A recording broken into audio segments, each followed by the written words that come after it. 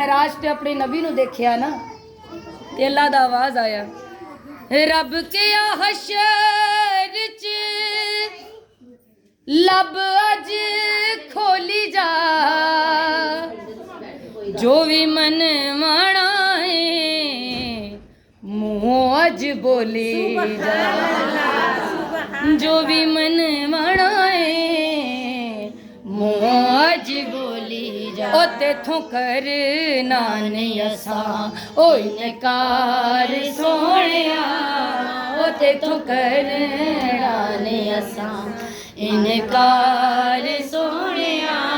बेड़ा कर मेरी सोचा वाला पार सोहणिया, ओ तेनू दिल कमाया कह दो दिलदार सोहणिया, ओ तेनू दिल कमाया, ओ दिलदार सोहणिया, ओ तेनू दिल कमाया, दिलदार सोहणिया। सुभान अल्लाह सुभान अल्लाह। मौला हुसैन जदों नबी पाक नू मिले ना मौला हुसैन ते अल्लाह ने अल्लाह दा शुक्रिया अदा किया नबी पाक ने कि अल्लाह तू मैनू हुसैन जिहा पुत्र दिता है। सुभान अल्लाह सुभान अल्लाह। तू मैनू हुसैन दिता। मौला हुसैन दे कदे लब चुमदे सी, कदे हथ चुमदे सी, कदे गला चुमदे सी, इतनी मोहब्बत सी सरकार में। ते फिर मौला हुसैन नू भी बड़ी मोहब्बत सी।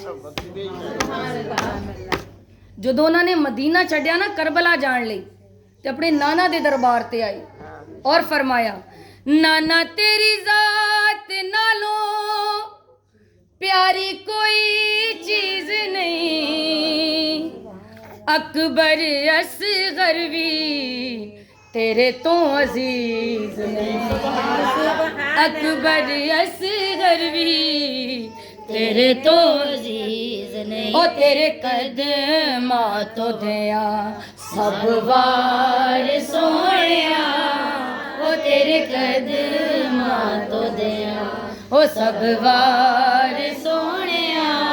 बेड़ा कर मेरी सोचा वाला पार सोहणिया, ओ तेनू दिल कमाया, हाथ उठा के दिलदार सोहणिया, ओ तेनू दिल कमाया, ओ दिलदार।